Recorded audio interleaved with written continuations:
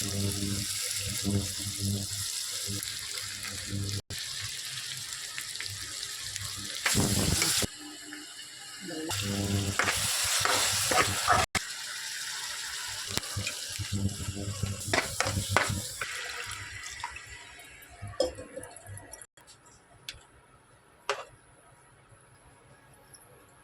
வரேன்.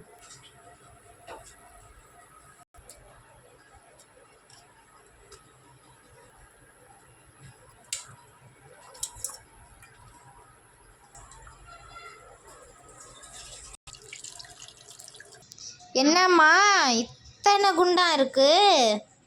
இத்தனை குண்டானா? அப்படியே சொன்னேன். சாதம் ஆவி பறக்குது. நண்டு குழம்பு. வாவ். நண்டு ஃபுல்லா. மீன் குழம்பு.